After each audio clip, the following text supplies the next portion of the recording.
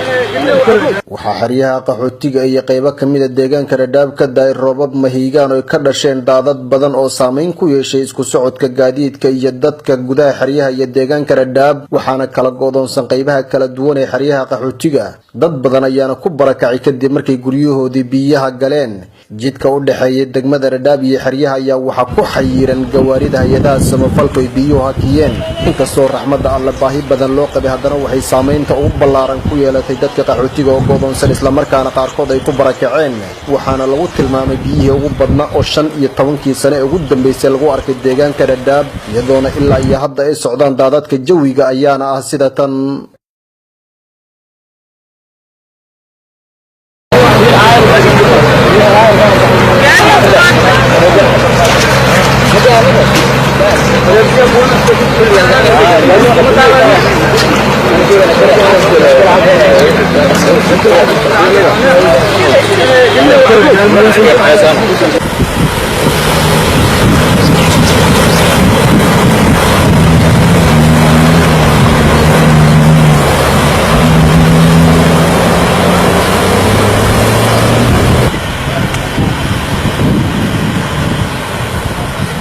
qaar kamid ah dadka deegaanka Dhadhaab ayaa dareenkooda ka muujiyay raxmadda Allah in badan sugayeen iyo saameynta ay dadku ku yeesheen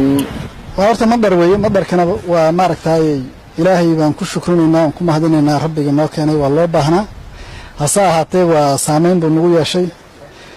waliyahanagi waan ka qaxnay banaankan ka baranay xalay ilaa haddeer waan ka joognaa alxamdulillaah rabbil caalamiin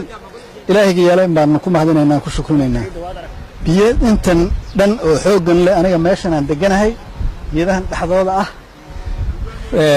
biyo inta leego sidan u xoogan biyo badan ba igu dambeysay deyrti biyo badan 97 alxamdulillaah rabbil caalamiin ilaahay ma hadle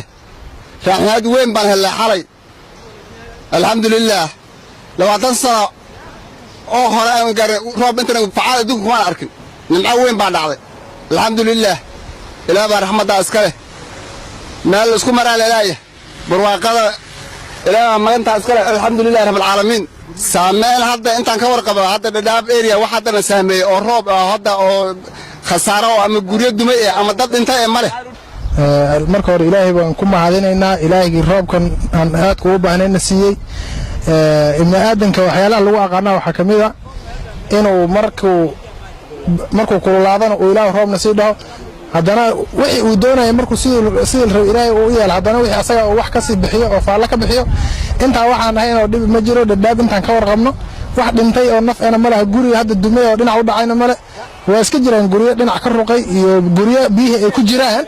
guriyaha ay biyaha ku jiraan oo ilaahay hadda aan la geey karin oo dadka xalay banaanka ka badiyay haddana kor laga firfiirinayo waa iska jiraan aniga biyo intan leeg oo inta la isku soo baxay dadka ay wada daawanayaan oo sidoo u socdaan waxa ugu dambeysay 97